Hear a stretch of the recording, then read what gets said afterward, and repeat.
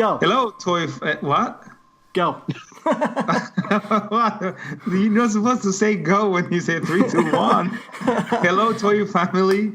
This is the Marsham Toy Hour, and I'm Carlos East, one of the hosts, and my other two sidekicks are Gary Ham, the man with the million crushes, proven and proven again. Wow. What's up? I'm in love with your crushes, man. Good for you. I got many of them. It's okay.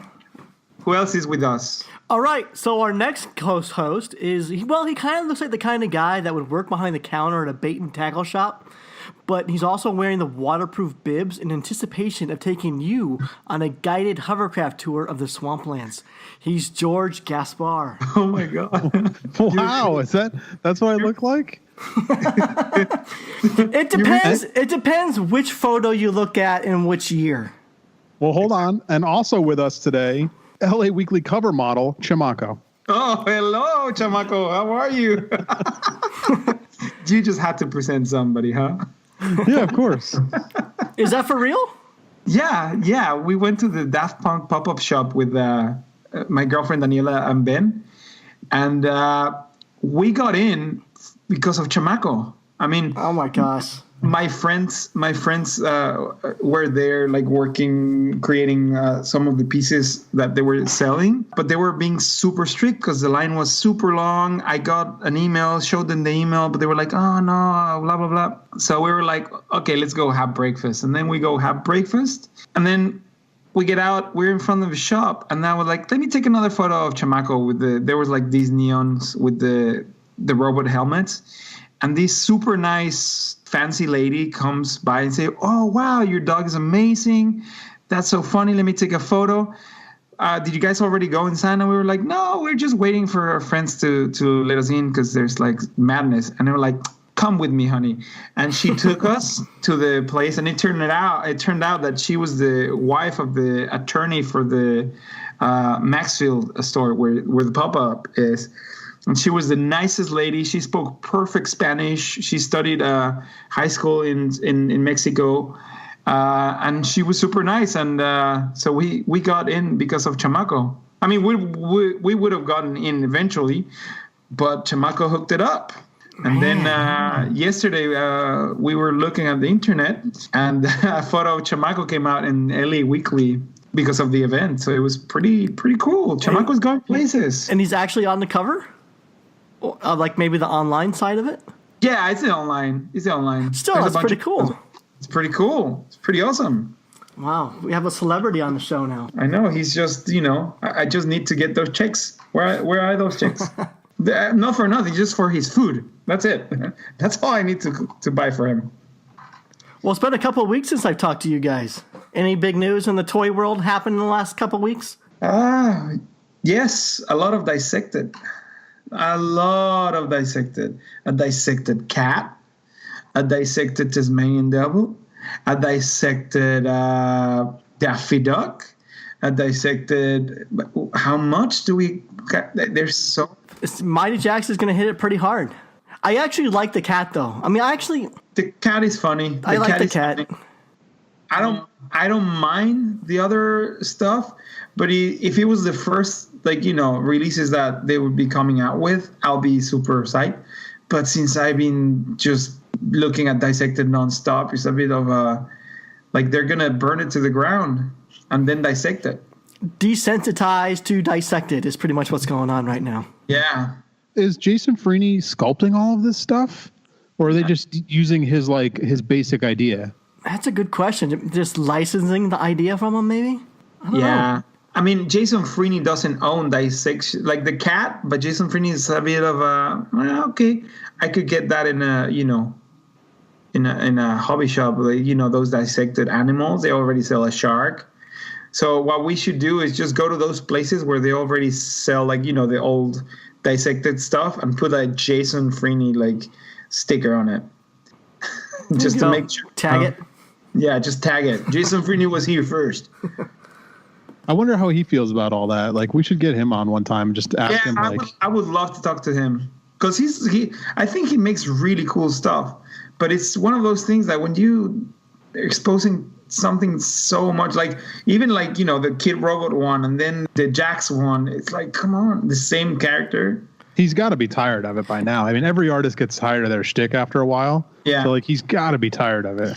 I heard a podcast. It was Master of One. They had him on, and he was basically just saying like, yeah, he is tired of it, but it's also the thing that's made him who he is, and it's what's helping pay the bills and everything. So it's kind of like something that he feels he still has to continue with, but he himself is like just kind of over that thing.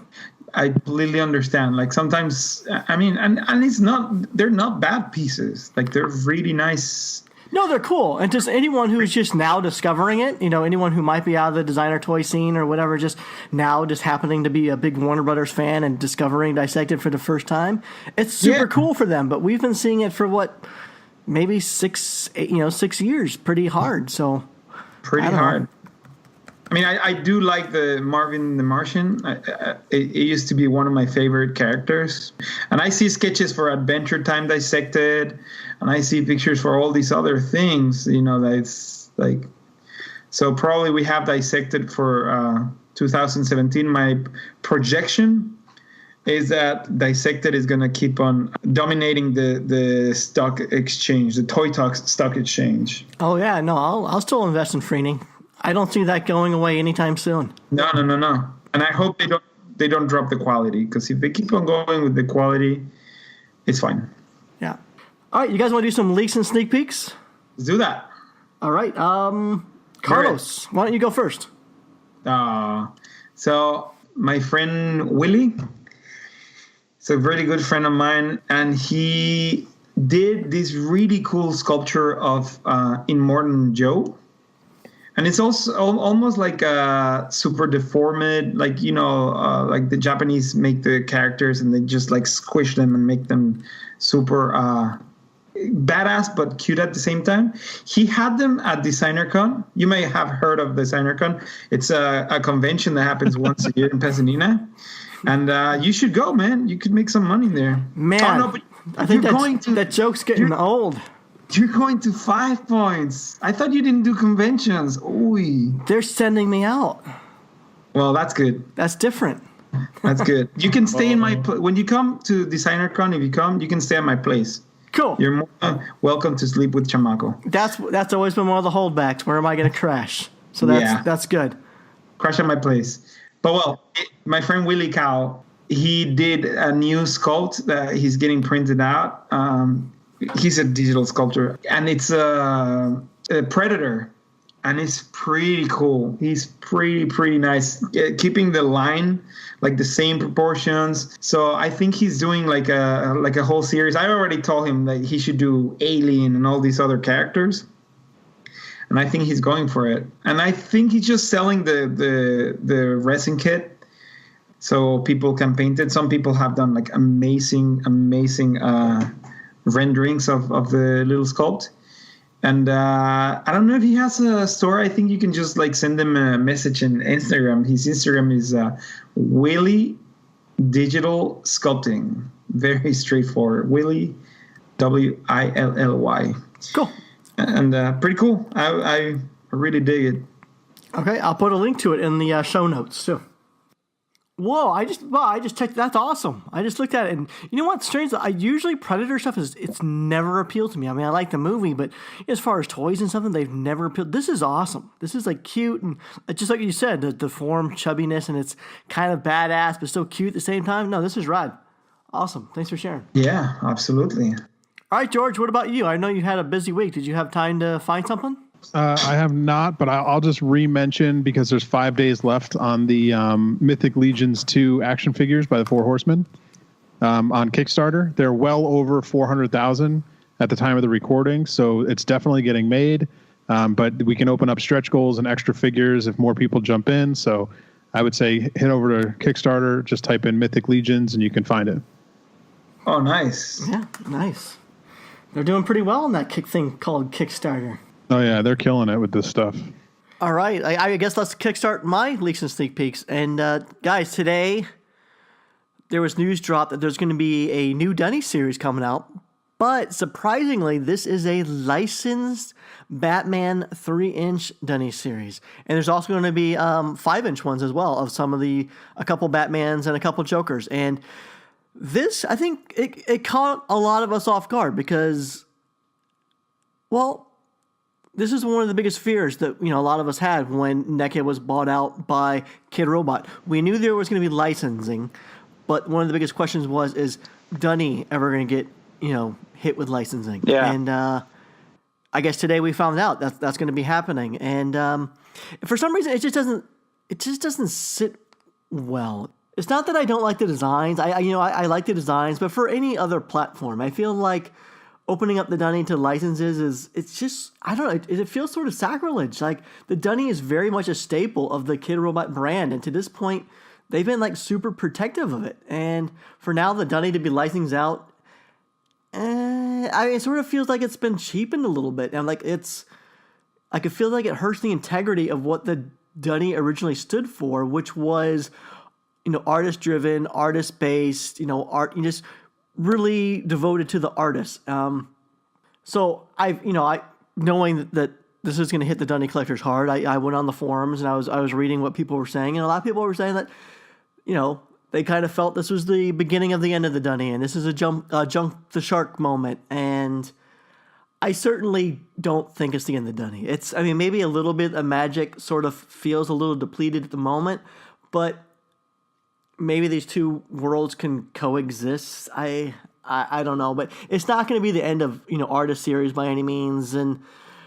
But will it? If this does really well, does that mean there's going to be an oversaturation of licensed Dunnies? That's possible. I don't know, but I do think that the Batman licensed ones are remotely targeted at establishing a new Dunny base through just a mainstream place, Barnes & Noble, Target, Walmart. These are not directed or even targeted at the hardcore Dunny base. And I don't think the hardcore Dunny base is going to support this at all either. So what's surprising to me, though, is the Dunny platform just doesn't make sense for licensed products. Like, why not do the money? Like, the Dunny ears just don't make sense. I think the money platform makes a lot more sense for licensed stuff. Well, hasn't there already been a licensed Dunny? Wasn't the Warhol a licensed Dunny? Yeah. Yes, but that's a famous artist. Like, that's sort of, it rides the fine line, and that actually makes sense, being in museums, and then you're still kind of tapping into that art fan base, the guys who like the art and the toys, and that makes sense. For now, them to just be using the Dunny platform for licensing, it doesn't make sense to me. Why not just use the money? The money made more sense. It actually had ears and a head. These rabbit ears on the Dunny, it just doesn't work with a license unless you're going to give it to artists who could make use of the ears in a clever and fun way. But Or like, for example, if those Batman and Joker are designed by Kano. Yeah, that's what I'm saying. Because then okay, it's licensed. There's nothing you can do about it because companies have to make money, and licensing is the way to make money. Well, do we know that they weren't designed by some artist? It doesn't say anything about it. I can look at them and see it's very much an in-house design. It's not, you're not seeing a variety of interpretation. There's no artistic interpretation. These feel very generic, very generic. It doesn't have the feel of any of the artists I know that work with them. Think of it this way. Maybe think of it this way. Like, if you have to, if the only way to keep Dunny being made is to every once in a while make a series that actually makes money. Yeah. And then this helps fund the next. It's almost like when actors do they'll do a big budget Hollywood movie and then they get to do their indie film. Yeah. That doesn't make any money. So this is their, one for me, one for you kind of thing where, all right, we'll do Batman because we know people will buy it. And then we get to do random dude from Australia who no one's ever heard of. Yeah. Yeah, I totally get that. If I want to look on that side of it, yes, I understand it. But at the same time, I'm looking at as, a couple of years ago when Kid Robot was bought out by NECA, There was definitely some concern, from collectors and just people wondering if the Dunny is ever going to be now licensed out. And in an interview, the creative director, Frank Kozik, was saying that no, it's still going to remain an artist-driven, artist-based product. If they do anything licensed, they're going to get original sculpts, and they're going to do something interesting and cool and new and weird with those licenses. They're not going to probably do anything just generic. And flash forward today, and then we're kind of seeing this, and it's kind of contradicting what was maybe said 2 years ago. I mean, I guess times change. Yeah. Yeah, I mean, of course. And I sort of feel like this Batman series, it's a NECA decision, because in that interview, Frank was so adamant about making licenses so unique and cool and turning them inside out. And I just don't see Frank changing his mind and being okay with this sort of thing. Like, I know he said that all creative decisions go through him, but I just feel like at this point, this is like just, okay, let's just throw NECA a bone and just do a licensed series, and we'll continue doing our creative, stuff. How cool would it be, though, if you were able to take, like you guys were saying, and just take Batman, but do a crazy artist interpretation of it? It'd be amazing. Or like a mixed artist series where there's all these Batman characters, like the Joker, Robin, Batman, Catwoman, but each single one, like it's done by different artists. I think that would be super cool. Sure. I mean, of course, that'd be awesome. It'd be amazing, right? It makes total sense. We've seen plenty of customizers, 64 colors. JPK would do an amazing, interpretation, but it didn't happen. And it probably because, it costs money to pay artists to do that sort of stuff. Yeah. Now, to be fair, I mean, I hope these rumors are true, but I've heard rumors that Tara McPherson has designed something Wonder Woman-based for Kid Robot. I don't know if it's a Dunny, but something. And then I've also heard that Care Bears is another licensed line where they're going to allow artistic interpretation, interpreted toys that are also going to be produced through Kid Robot. I don't know if they're going to be leaked. Maybe they'll be leaked at Toy Fair this weekend, and we'll get to see those. And if that's what happened with the Dunny, the Batman Dunny series, I don't think really collectors we would have that big of a deal with it.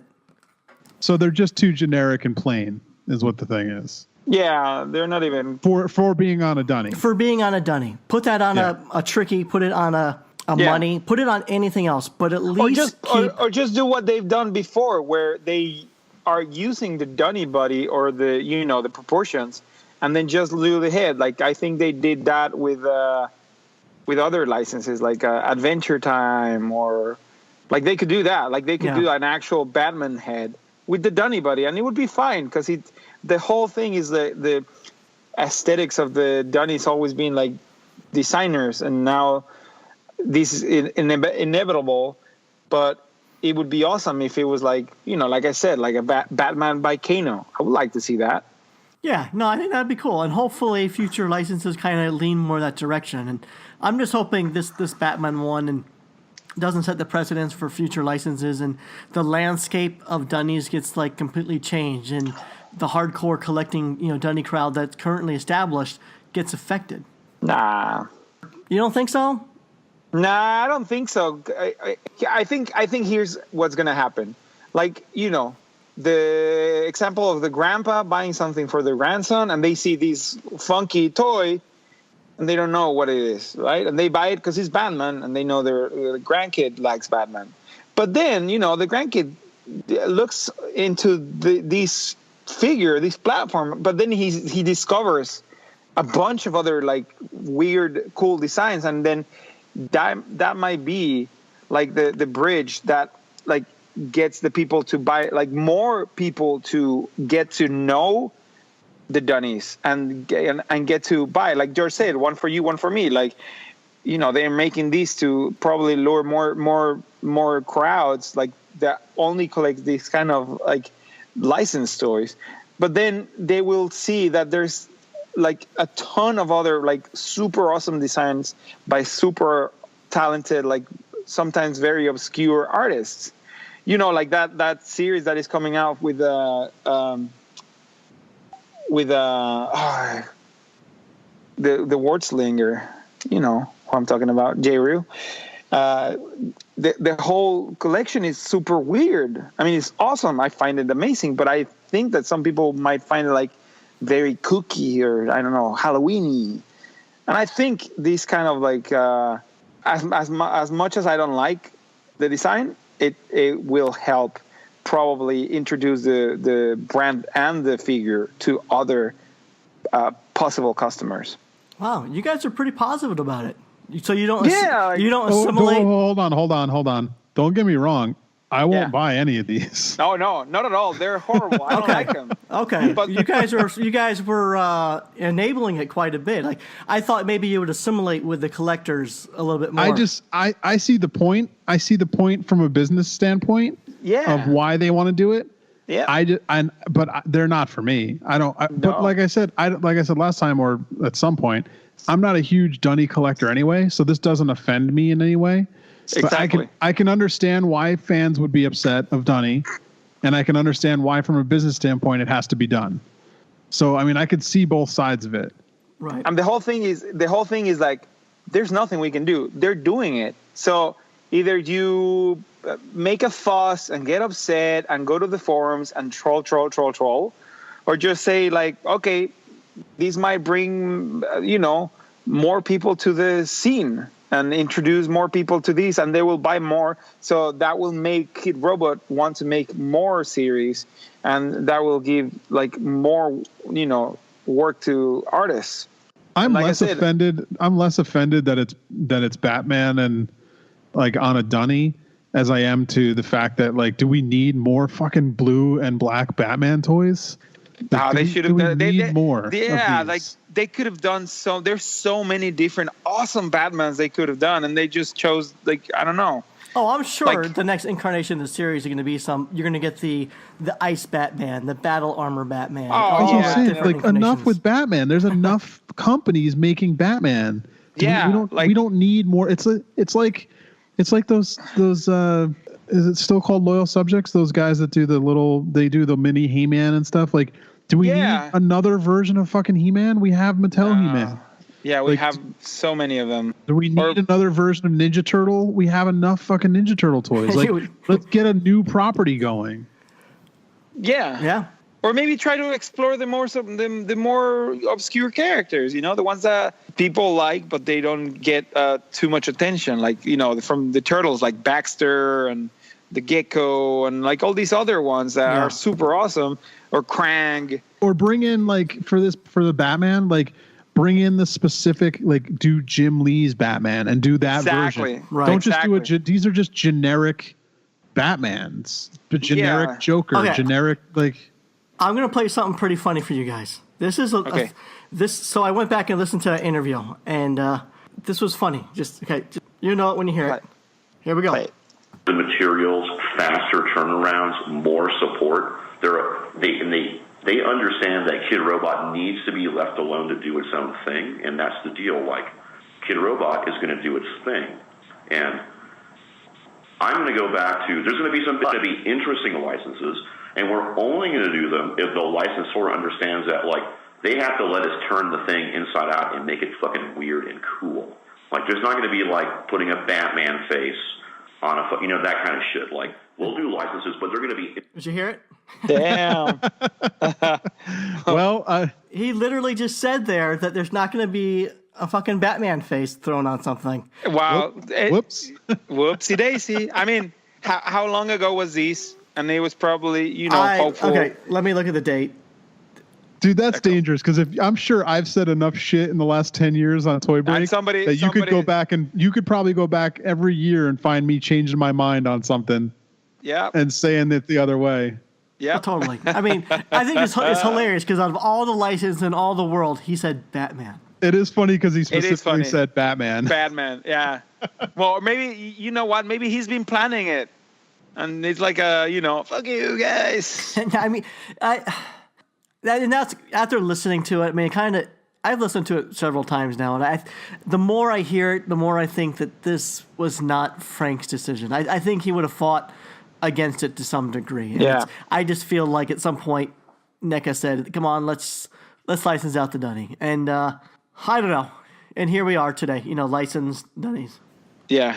I don't know. I think like looking at the design, it could have been one of those like we talked about, like the Hello Kitty interpretation of Junko Mizuno and Tara McPherson. I think she did one, and those are great. Amanda Bissell. I mean, on the Dunny platform, by all means, is there? They own it. They can do whatever they want with it. I mean, sometimes you take chances, and it might destroy the whole thing, and it'll crash down and burn. But in the other hand, it might like make it, more popular, and people will like start like saying, "Oh, what is this?" But now this is a double-edged sword, because if it goes crazy and they start just like going for it like Funko style, it's just gonna kill the little guys, because then people will be like, I don't want the weird one, I want the Archer, or I want like Bob's Burgers.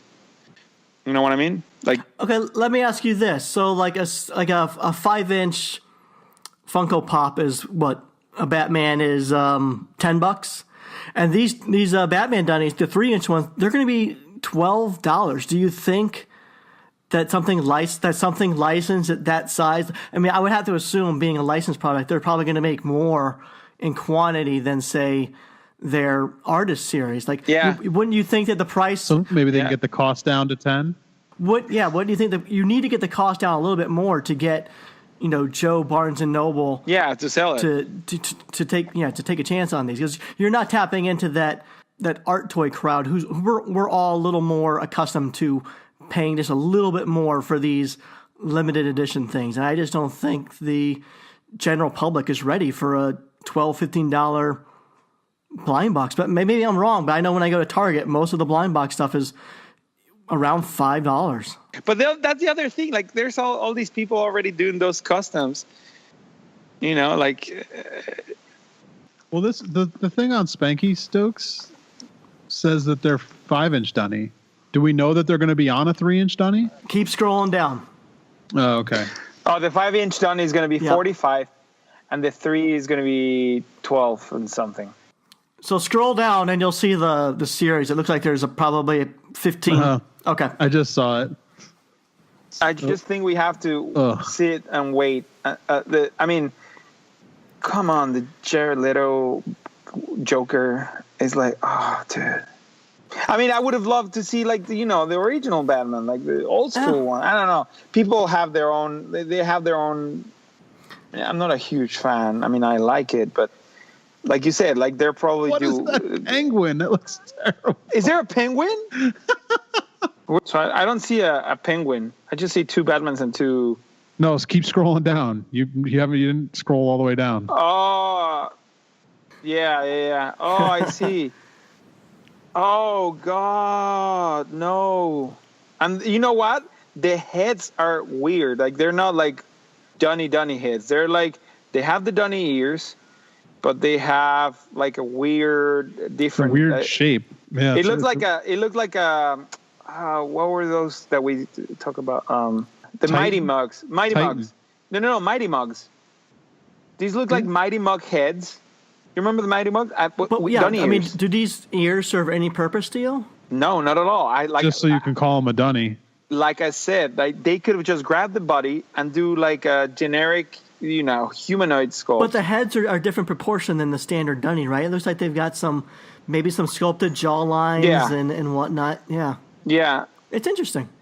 I mean, the characters, I see all the characters, but they don't do anything for me. Absolutely anything for me. Like I said, somebody that does like super awesome superhero looking guys is Kano. So why don't you approach Kano and say, hey, Kano, would you be interested in like doing some Batman stuff? I think you got a man crush on Kano. You're bringing him up quite a bit. I know, Kano, I miss you, dude. I miss you defending my baldness.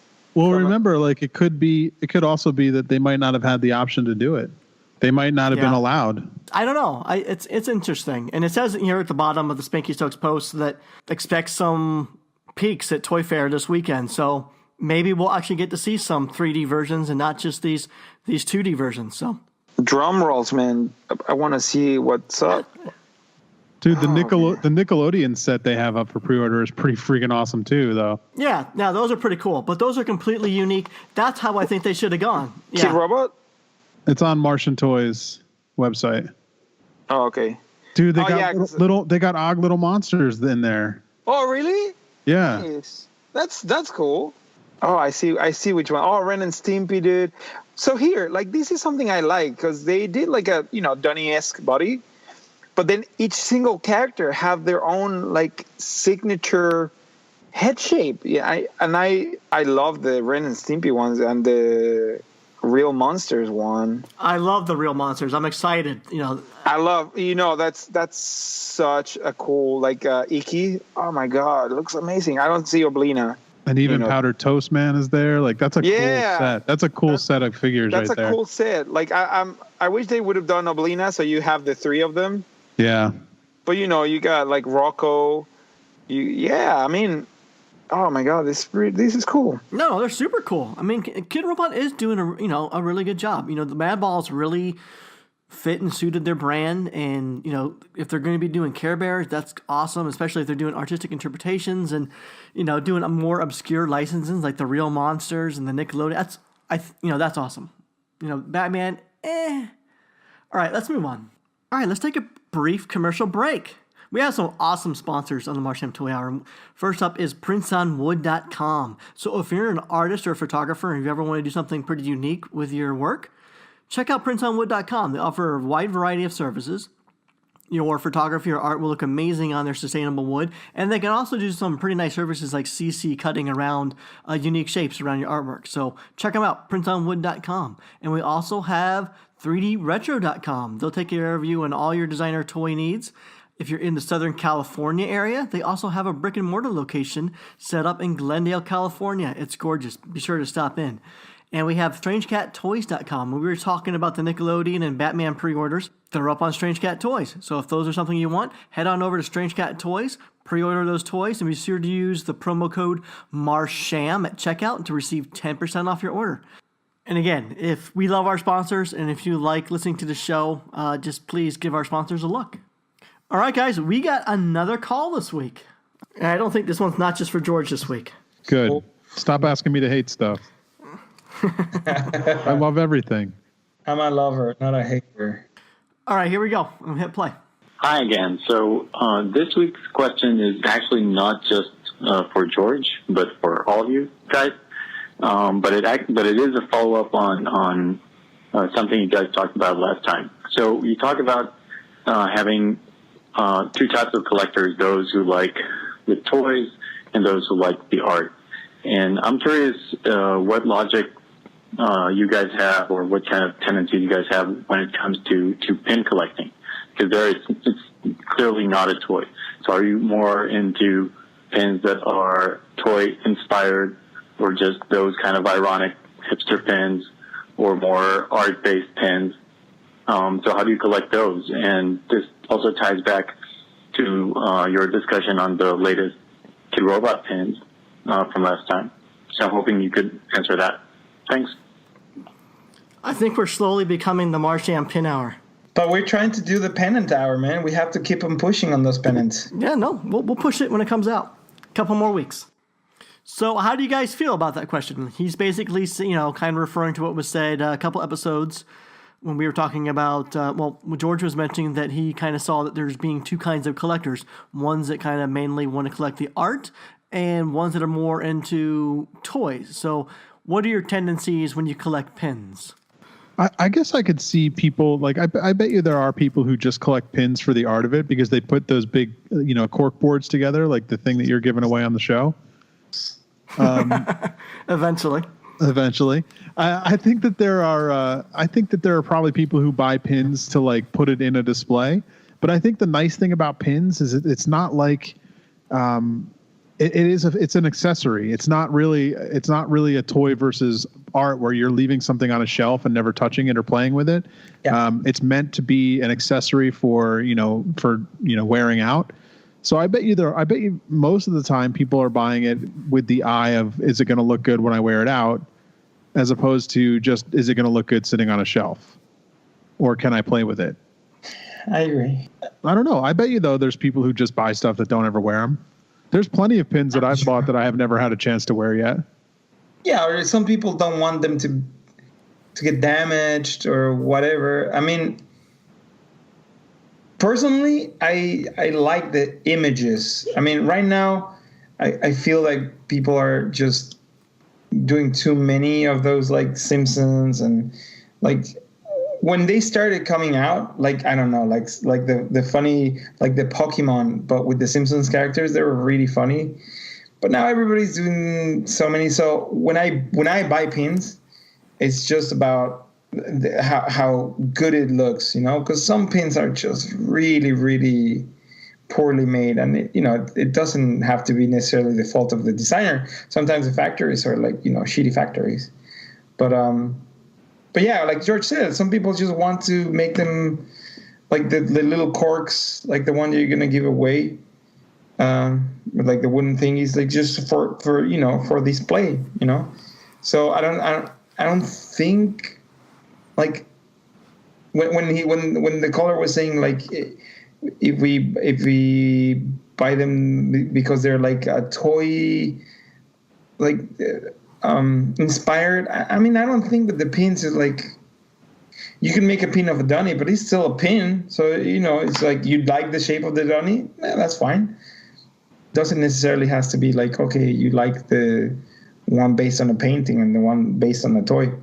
Yeah, so do you guys lean any one direction with your collection? Do you just collect artists you like, or is it just anything that appeals to you? Artists I like, images I like, because some images are very funny. Or just like, like if I make one and give it somebody, and then somebody gives me one, and it's kind of like pins are fun because there's something that, sometimes I'm wearing one and somebody's like, oh, that's so cool. I just give him the pin, And, if I can sell them, I sell them. But if not, it's just, it's such a cool, easy thing to produce that it doesn't really matter. It has to be something I like. And something is funny because it's kind of like the thing that everybody's doing now with the pins is like they're doing like funny stuff. And it's nice. Like George said, it's just an accessory meant to be worn, and for like, people say, oh, that one's funny. Oh, look at this one. You want to swap? You know what's weird about the pin scene for me is I have a real like a real like stickler problem for when people in the toy scene take licenses that aren't theirs and just make them. And I know we've talked about this on this podcast in the beginning many times, and you got many a hate mail for this kind of thing. The low-hanging fruit. Well, just just taking a license that's not yours and making it without a licensing fee going back to the person who owns the property. Yeah. And it's funny because the pin game, it's the new Wild West of just stealing licenses. It's the fan art gone wild, like fan art turned to product. And it's weird because like I don't, for some reason, I don't have as much a problem with it in pin form. Maybe because I'm not a pin maker by trade, and yeah. I'm not like a store trying to sell pins. You're just like getting licenses for pins and all that kind of stuff, like doing it the right way. Yeah. But whereas I do make toys, so I'm just like, no, if you're going to make toys, do it the right way. Get the license, do the thing. Yeah, I don't know. I don't know why it doesn't bother me. Maybe it's just that reason alone, but I think it's hilarious finding all these random pins of things that you would, no one's ever going to make. I just saw one on Instagram of, do you remember that when we were kids in the magazine, there was that like art test you can do? Yep. And yeah. Like a pirate or a turtle or like a bird. Yeah. Somebody made a pin of the turtle and I was like, oh crap, I want that turtle pin. Yeah. That's really funny. And it's like, no one's going to license that. No one's ever going to make, like, that company's never going to make that pin. So it's like, I don't know. Maybe I should have this freer attitude going into the toy scene moving forward. Like maybe I should just be like, fuck it. Everybody make whatever you want. As long as you don't get in trouble or you're not hurting anybody. I have a little story about something like that. So Daniela loves Imgur, or how do you say Imgur? Hey, wait, actually, before you do that, the place to buy that Tippy pin, the turtle, is at PSA Press, at PSA_press. on Instagram. At PSA Press? Okay, because I do like that one. So she likes Imgur, right? And there's this joke, the dick butt. You might have heard of it, dick butt. So I've seen this thing, dick butt, whatever. I think he's just a meme, And so I decided to make a little dick butt sculpture for her, and then like a little resin thing. It looked really cool. And then later I get an email or I don't know, somebody posted, oh, you're like biting of each other, like it's somebody else's work. Like, what? I thought this was like a meme, The internet just made this thing. Like probably somebody did it, but it just became huge because of this. And it turned out that the guy that made it, that did like a little tiny sketch of the dude, like the little character, contacted me and he was all pissed and I'm like, and I wrote to him because he's also friends with Andrew Bell. So Andrew Bell did the favor to say these guys are cool dudes and I'm sure they weren't trying to steal your stuff. But it's a very fine, and of course I said dude, if you want to make it, I can just pay you a percentage because I wasn't planning to make a ton of them. It was just for fun. And the guy was like, no, right now I don't want to, blah, blah, blah. And I was like, oh, that's fine.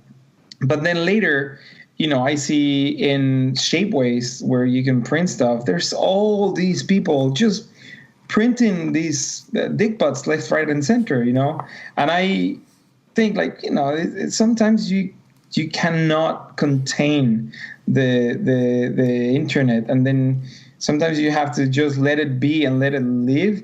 But in this case, I just did the thing that I thought it was best, just not to sell them. And the ones I made, I just gave them away. But I don't know. I think it's with the pins. It's how many pins can you make? The people that do the Simpsons and all that stuff, 100, 200. So I don't know. It's I'm on the fence with that one. George, sometimes it doesn't bother me as much as when people do the an actual toy and try to exploit that intellectual property. Because that happened to me once. This major company, Fred, those guys that make the utensils and the ice makers and all that stuff. They did a little thing to make an ice cube of a skull that looks 99% just like my Calabrita. And in that case I cannot do anything because I don't have the money to take them to court and whatever, and it's just very upsetting. So as long as you're not hurting anybody, I guess it's fine, expressing yourself and taking the pop culture. What do you think?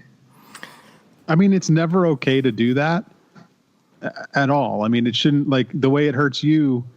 Yeah. It hurts the big company just as much. It's just they're bigger and they don't have to feel it the way you have to. Well, so it's never okay to do it. It's just for some reason, I don't care when it comes to pins. It's the Wild West. It's funny that you mentioned Tippy the Turtle. I was actually a student of the art instruction schools. Those little drawings that you would see, the Tippy the Turtle, the pirate, Cubby the bear, those were all for the art instruction school. And I actually entered one of those contests. I won. I'm sure everybody wins, I'm sure, because then they end up sending a salesman to your house to get you to sign up for the art instruction schools. And that's what happened to me and my brother. We both signed up and we were students of the art instruction schools.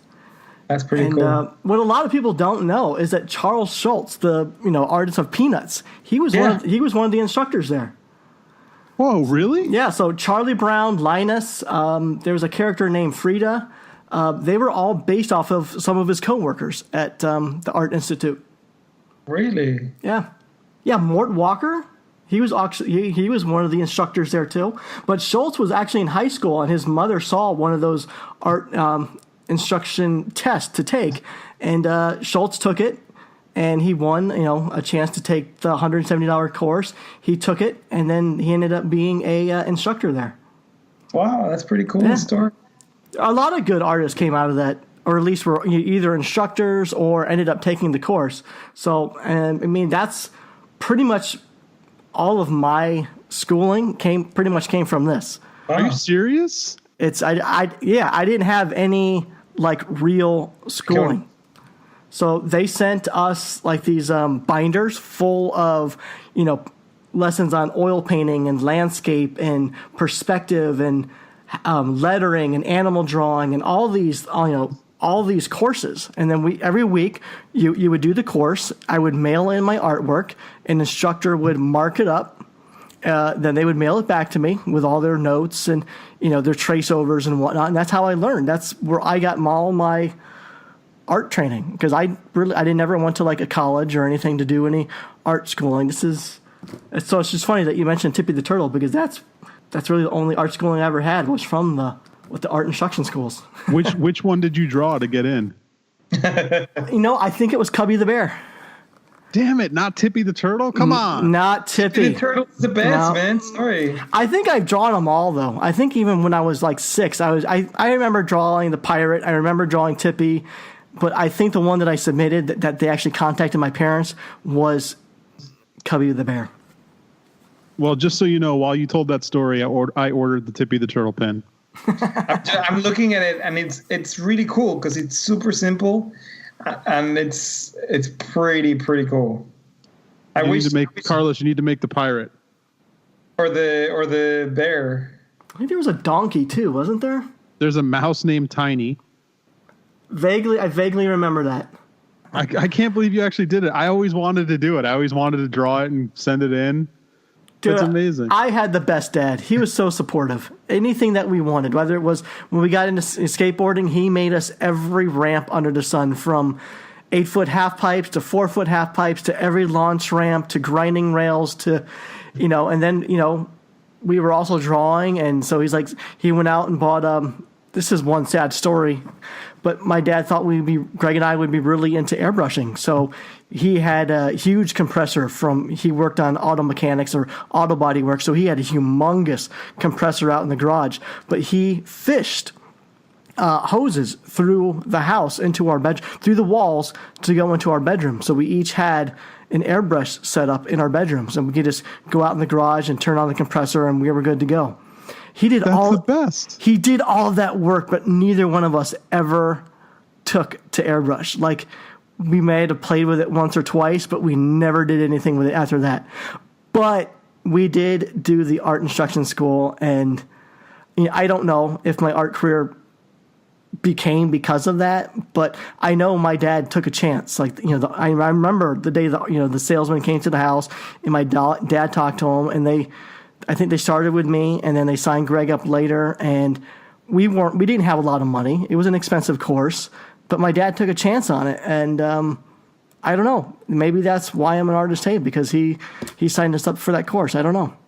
It's hard to say. That's amazing. That's a great story, dude. That's so cool. Good story, man. Yeah, he was the best dad. The best. And I also used to get those in Mexico in Spanish. Like, I didn't do it, but we used to get the little draw, like I found more characters. I found Buffy the elephant, Cubby the bear. Yeah. Wow. Tubby the pig. I'm having flashbacks here because I do remember all of these. It's amazing. Let's jump on it before. All right, let's rip them off and make some vinyl toys, guys.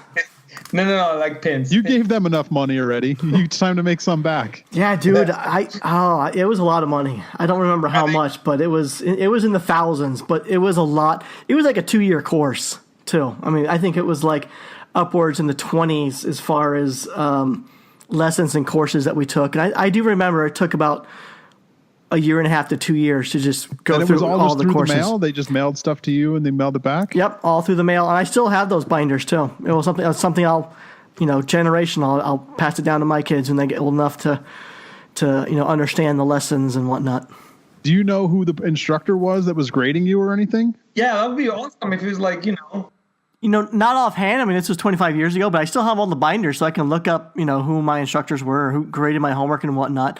But, it was a pretty encompassing course, so I have to imagine you had different instructors depending on what the curriculum was, because there was color theory and composition and oil painting and lettering and architecture and fashion. Like, it was a pretty all-encompassing course, so surely I didn't have just one instructor. I probably had over 20. But I think it's pretty crazy, like, that I entered one of those things, and who knows? I mean, I could be here today, talking to you guys because I took that course. Otherwise, who knows what else I'll be doing. That's such a crazy thing, because you see that so many times when we were growing up. I wonder how many people actually fell for it and did the thing. Because it's a total scam, right? Like, I mean, I know you learn all that stuff, but it's a total scam, I think. I think it probably is a scam to get someone, because it was a door-to-door salesman. A guy showed up, like a traveling salesman showed up at our house and pitched this idea to my parents. And I imagine that's what it is. They like to tell your parents that your kid's good, and you should sign them up and enroll them in our school, and write your first check, and we'll mail out the binders and the lessons to you.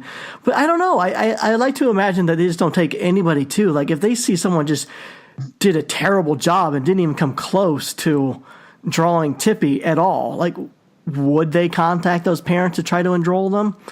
I like to think not, but I don't know. We should, if any of our listeners, if anybody out there has signed up for this or tried and got rejected, or tried and never heard back, or even if you went, let us know. I'd like to know how many people, if there's anybody listening that also went, who also did this course, I'd love to know. Is it still going on? I believe it's still going on, and this thing goes way back too. I think we're talking, I don't know, maybe the 20s and 30s even. We got to find the dean and get him on the show. We got to find out about this. I don't know how we got on this subject. Should we move to a new subject? Sure. Is my art schooling boring? The last two time you guys were on, we were doing listener questions, and we never got to finish them. Would you like to continue into some of their questions? Yeah, let's do it. All right. Let's do it. All right, guys. What was the toy you created that you're most proud of? George. Oh, I got to go first? Yeah, why not? You made so many. You know what? It's got to be my first real production piece. Is probably one that I'm still super happy about. It was when I first started at McFarlane. I was doing. I was under the tutelage of Corn Boy and Jim Preziosi, and Corn Boy was teaching me accessories, like how to build and model accessories, and Jim was teaching me molding and casting. And for a while, I was doing a lot of molding, casting, and I would do little sculpting gigs, like little accessories or little fixes on things or that kind of stuff. So I think my first production gun that I made, that under the watchful eye of Corn Boy, is probably one of my favorites. And it was like Spawn, I don't know, 4 something or 9 or 15, I don't know, whatever Spawn number it was, but he came with a crap ton of guns, and I made the giant gun that came with him. And it was, my first, real, production accessory, that came out. And I still have fond memories of looking back on that. And I keep one in the package, hanging on the wall. And it's, that's one I look back on fondly. Nice. I like it. The first is always your most memorable, for sure. It's just cool to see something in the store. The first time you see I made that and it's now in a store. Right. Exactly. What about you, Carlos? I think the first Dunny I made, because it was the first production toy that I got made, and I actually it was it was 2 of them, 2 Aztec gods.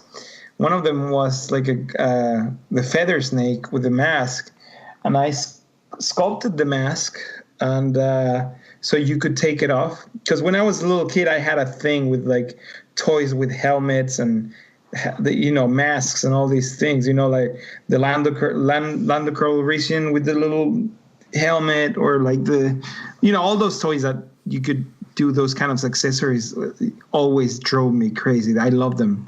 So I decided to do this one with the mask.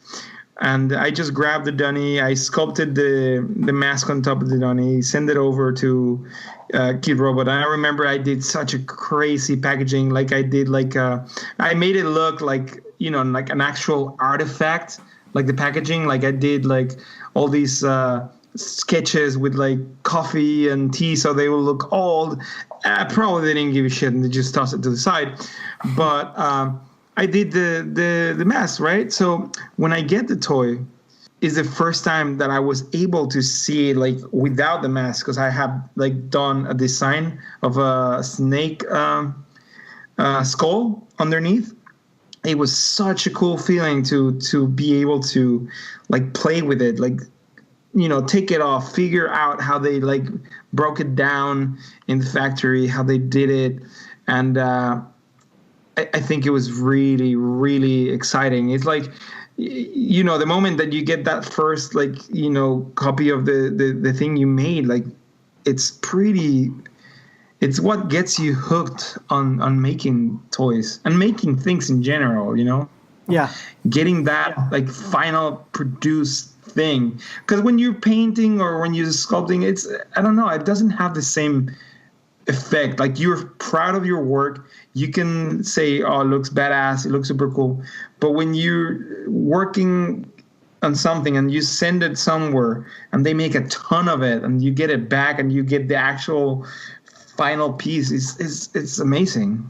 It's really, really, I don't know how to share this feeling with the people that have never like experienced it, but it's like a drug. You just get hooked on it and you just want to keep on making toys, dude. Yeah, I mean, there's something to it, like how much time and effort you put into something, and then you have to wait at least 9 months before you see that thing come back. And oftentimes you kind of forget about it, and then it just, you'll see, like, you know, whoever you're working with on it, they'll send you like a photo from the factory. You're like, oh my God, this is really, really happening. And it's so different to see something that you probably, you know, vectorized or drew in 2D. And in your case, you actually got to sculpt the mask and everything. So that's awesome in itself. But like to see something that you translated in 2D to now being translated in 3D, it's mind blowing. It's awesome. And yeah, it does become addicting. And at the end of the day, it's something that came out of your freaking brain, from your imagination.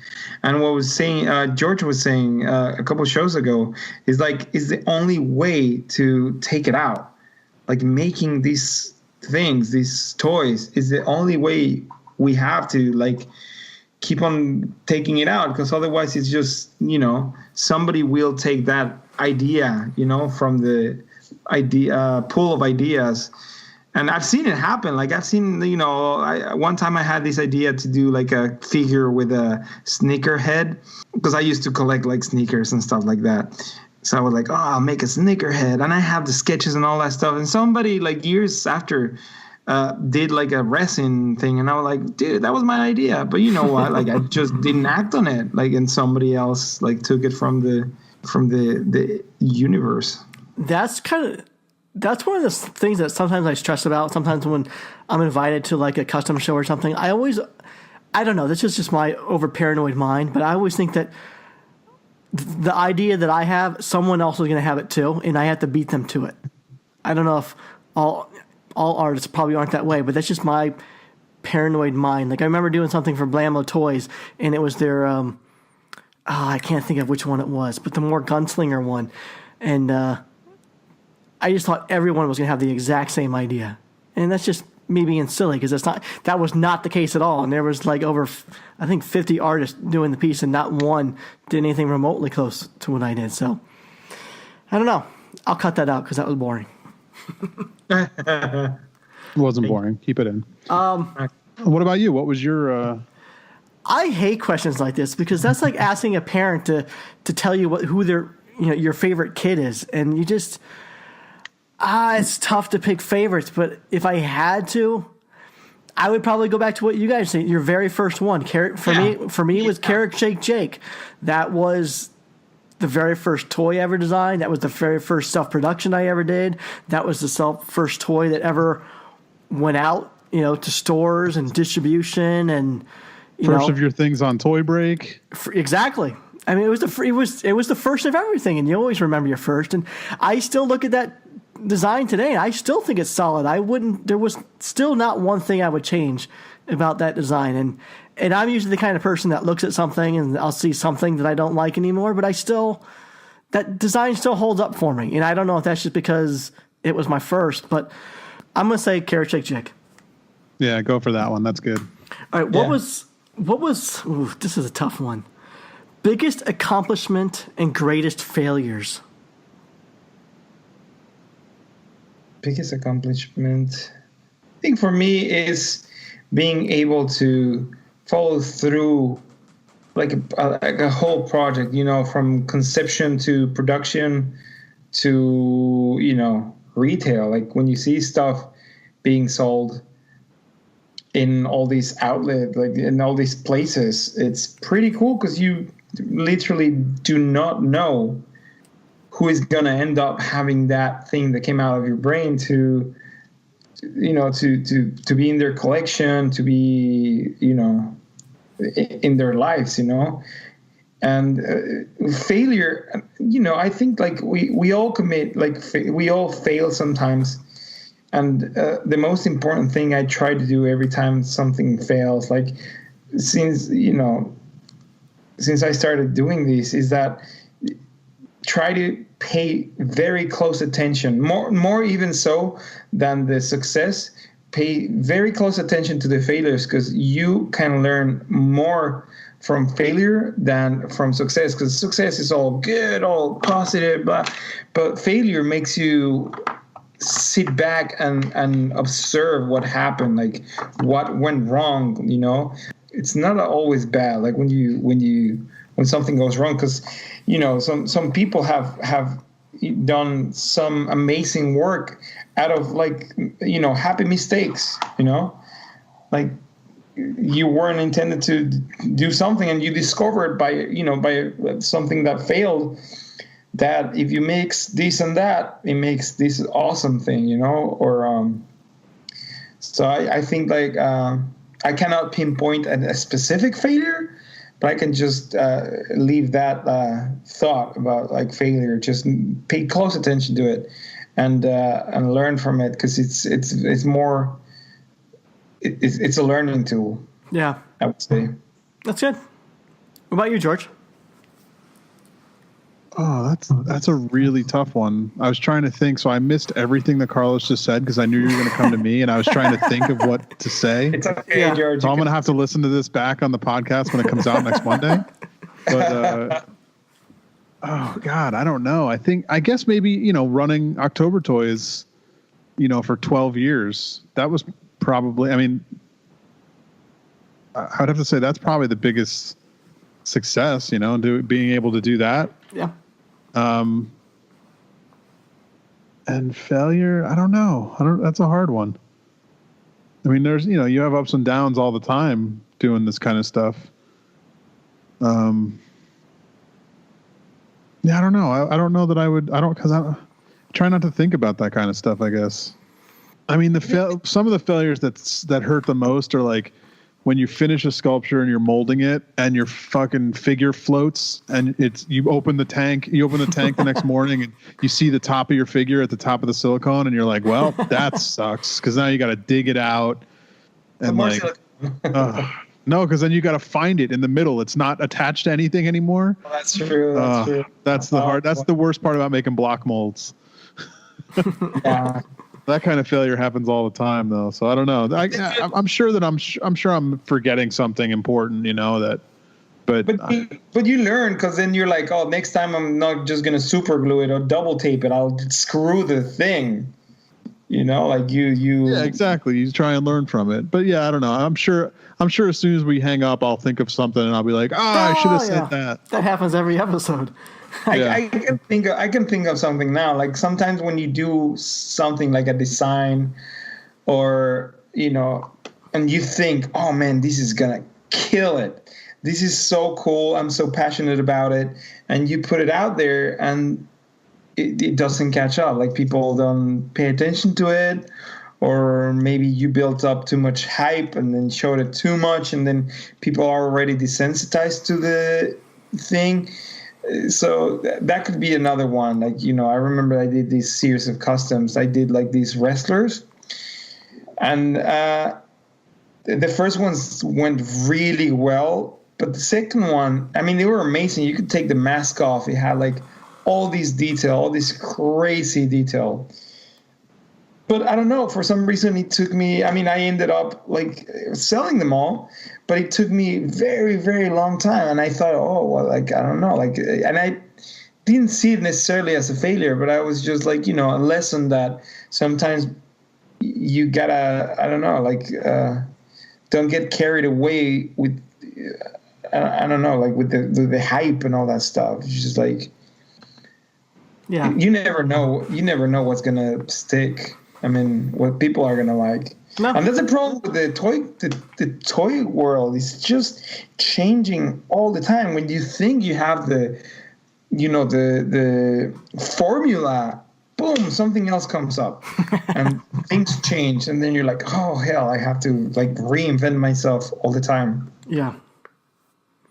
Well, I think for me, again, these are tough questions, but biggest accomplishment wise is I think just having success as a self-producer. I never, started with a company. No one ever helped me financially with anything. Yeah. And I was self-producing for several years, and I produced, I don't know, probably 4 things before, I got, another company wanting to, me to contribute a design of my own to their own product. And so the fact that I was able to have success self-producing without being pre-established by anyone else, I feel that was an accomplishment. This is not an easy toy game. So the fact that I was still able to move, the product and figure out how to send my designs overseas and manage the production and everything. Logistics.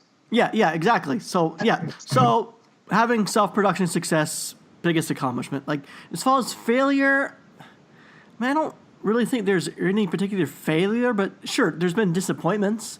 I mean, currently, I would say that the Fatty Whooper is something I have in production with. It's a collaboration between myself and Chris Reinack. Chris Reinack, he did his interpretation of my character, the Whooper Looper, and that's something that he showed sculpts of over 2.5 years ago, and we still don't have the first release of it, and it's been a long production, and there's been a lot of hiccups along the way, and I feel disappointed in the fact that I've let Chris down, I've let the fan base down. I still receive emails from people asking. Have you tried to get it back? Have you tried to get it back and like maybe try another route? No, I'm sticking with it. It's gonna get done. It's just taking a lot longer than expected. But this disappointment is going to turn into a success. It will. But yeah, I mean, it's been disappointing the fact that collectors have, for 2 years, they've been emailing me, asking me, how's it going, and I'd write like, oh, I just heard back. We should have the first colorway soon, and that's been going on for way too long. And I don't like giving lip service to anything, and I didn't know it was lip service at the time. So I apologize to anyone waiting on that, but I'm working very hard to get that toy released. I'm pretty sure that you're supposed to say your greatest accomplishment is your children. Yeah, I think you're in trouble. Well, this was a toy podcast, but of course, yes, my 2 children. Yeah. The decision to marry my wife and having my kids, by far the best thing I've ever done and created and accomplished, for sure. Good. All right, guys. Your first Comic-Con, where you sold your work, what were your lessons learned, good and bad? Well, I think George can start that one because he's a Comic-Con veteran. He's been going to Comic-Con for how many years? 12? Since 2000, it was either 2004 or 2005 was the first time we had a booth. And I think I've been going since 98. But the first time we had a booth, I mean, what was the question? Like, what's your lessons learned?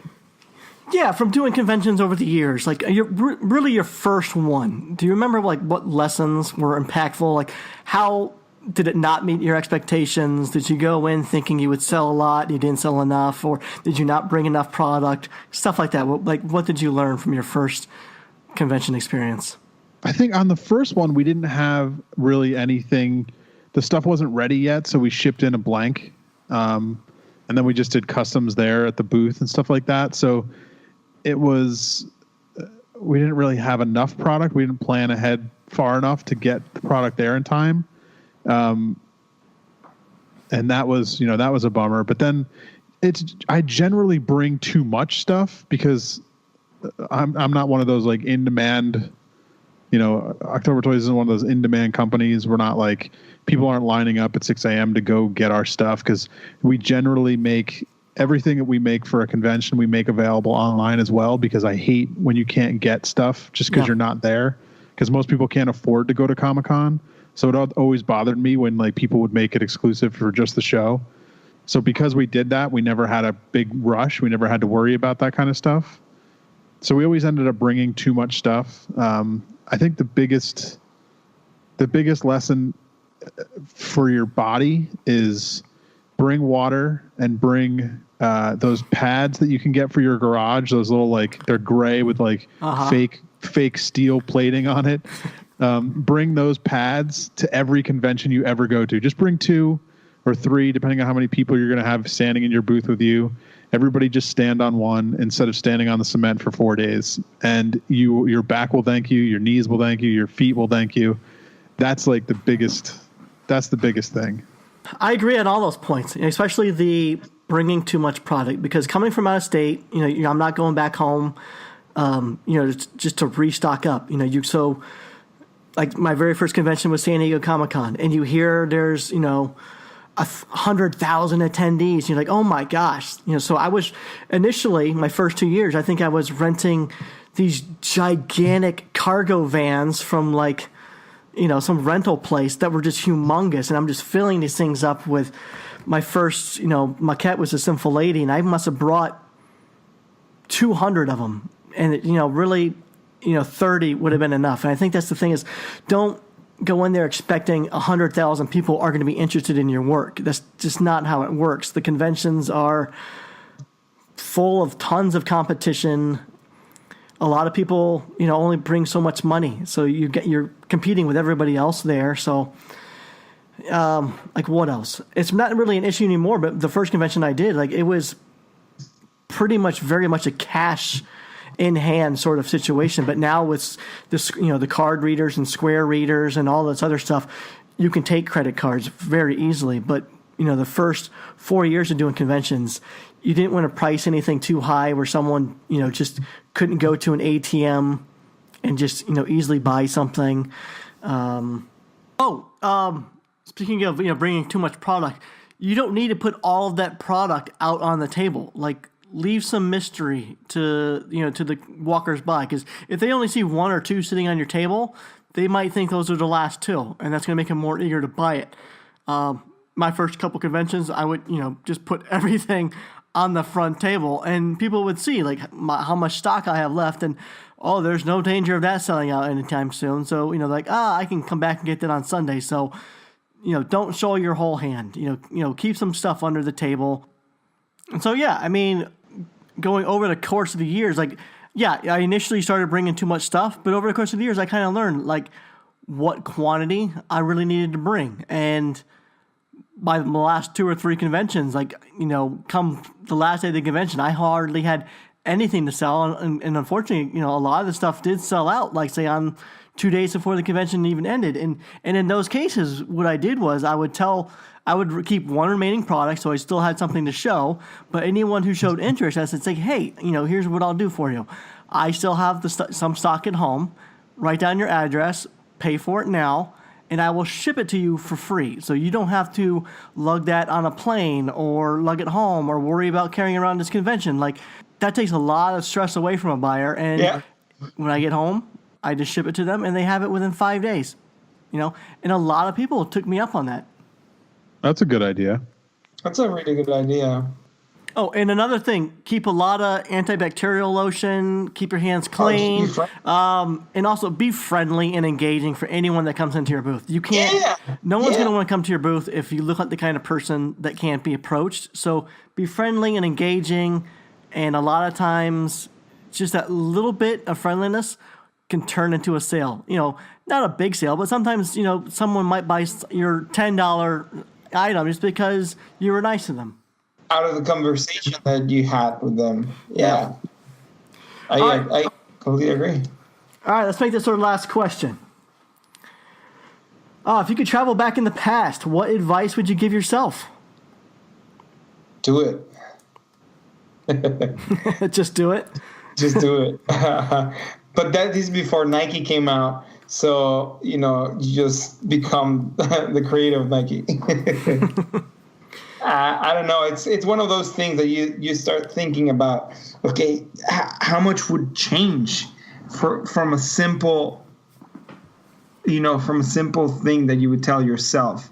So, like, saying that nothing would change, because for all the good stuff, there's bad stuff, and for all the bad stuff, there's good stuff. Like, if it wouldn't change, it's probably, be more confident. Like, don't be afraid of, like, speaking up and finding your voice as an artist, as a creator. I don't know. It's dangerous. It's dangerous ground. What would you say to yourself, Gary? I mean, honestly, when I first got into toys, I wasn't working in a vector program. So early on, like, I had to learn Illustrator, Adobe Illustrator on the fly, for my first, few productions. And unfortunately, that's how I learned to, work in that program. But you really need to know a vector-based program if you're going to be at least contributing designs for other companies. I know there's some artists that get away with it somehow. Companies will just take their sketches and find someone else to vectorize the stuff for them. But you'll get further if you know how to do the work yourself. You're going to save those companies, man hours and whatnot. And another thing that I would give myself even advice today is just learn more about the industrial side of design. Like, I'm still designing stuff today that just isn't suitable for the molding process, and I'm still learning that. And I really should, try molding something myself to understand what's doable and what's not. Sometimes I do, so that's another big thing is just, I would really stress to people is, I hate giving this advice because I haven't taken it myself, but to try molding yourself and just learning the processes of how the basics is the fundamentals of how your toy is going to be produced. Like, if you make something too thin or too small, it's probably going to end up needing injection molding.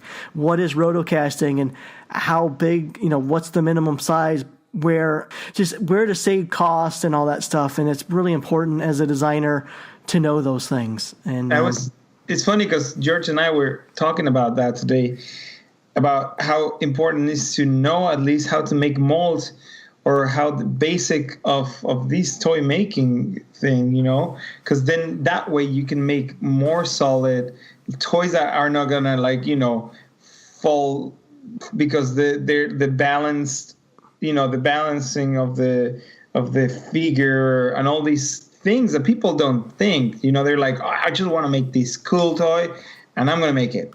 But then you get the cool toy and, it falls because it's top heavy, or it's, there's all these rules that people, I mean, you don't have to be a professional mold maker, but at least know the basics. And if you do that, you're going to be able to make better pieces. Yeah.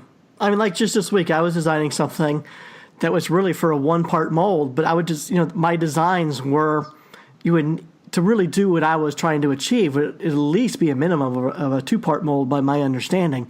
And, so I had to redesign it to be more suitable for a one-part mold. And that's just something I need to be more aware of. Where is the pour point?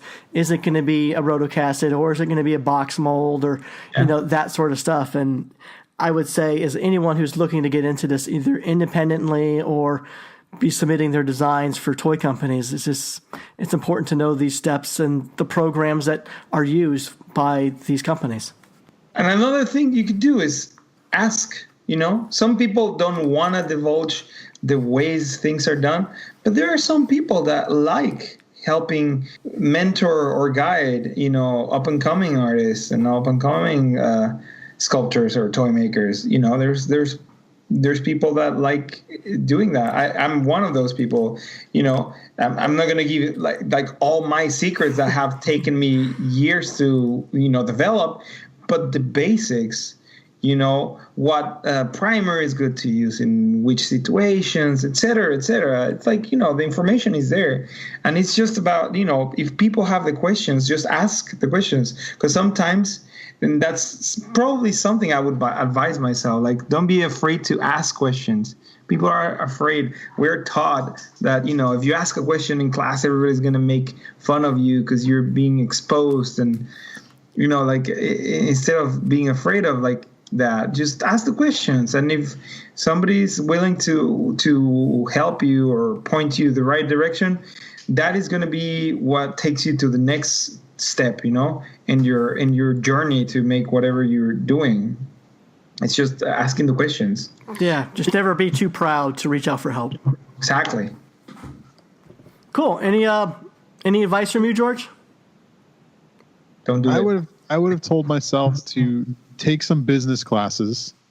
Yeah. It's because I know nothing about all the tax parts and running that part of everything. Yeah. I would say hit the gym. Get ripped. Because I'm tired of being fat and tired of getting too tired to stand up all day because you got to do a lot of standing. And then I would also say I shouldn't have put off digital for as long as I did. Like, don't be afraid to grab digital because it's you have to do it at this point. And I've put it off for 15 years, and it's just like, all right, now I'm behind everyone else. Right. No, that's good. That's a good one. I like it. All right, guys. So we got Luke Chu coming on next week, and that should be a fun one. And why don't we just let everyone know where they can find you? Carlos? I was waiting to see who started. They can find me. They can find me and my brother at The Beast Brothers on Instagram, or at thebeastbrothers.com, our website. And of course, the famous Instagram and world-renowned dog, Chamaco, at My Name is Chamaco, and at chamacorp.com. George. Gorgeous George. Gorgeous George. You could find me at George Gaspar on Twitter. You can see me every week on the Toy Geeks Network behind the counter with Ben and Jack. Speaking of which, I need to give a shout out to my home girl, Kano. Haven't heard from you in a while, buddy. Give me a call. Don't be a puss. And you can find me. That's enough. When I was watching that episode with Kano, you guys really anyone who hasn't watched it already, focus on Kano as you watch it. There are moments where he wishes he was not there. You can just see it in his facial expressions. Well, just a little behind the curtain here. Kano was not planned. It was not a planned guest. Oh, okay. Kevin was there, a friend of Kano, and Kevin had texted him and said, we're here filming. And Kano lives close by. So he just stopped over to say what's up because he knew Luke was there and we were all hanging out. And we had to film a second episode because Jack was out of town for this week. So we needed to film. And we were like, hey, no, since you're here, do you want to jump on? So it was completely unplanned. We sprung it on him. We kind of asked him to do it. He was kind enough to come in and do it. He could have definitely said, no, I wasn't planning this. Like he wasn't ready for that. Like we really kind of sprung it on him, but he was a good player about it. He was up for it, and he sat in with us and helped us out by having another guest on the show when we weren't planning it. It was good. There's nice little banter between you guys on that one. I like that joke you made about is this your coat? That was funny. Oh, because he's short. Wait till next episode. Someone's gonna complain about you making fun of short people, man. I think we're on anyone. We're always offending. We're always offending somebody. It's everyone. Oh everybody has their sensitive points, apparently. Welcome to my life on the internet. That's how it's been for 10 years. I'm used to it. All right. I'm Gary Ham. You can find me at Gary Ham on Instagram or my website, superham.com. This has been the Marsham Toy Hour. We're here every week, not because we have to, but because we want to. Until our next transmission, we're signing off. Bye.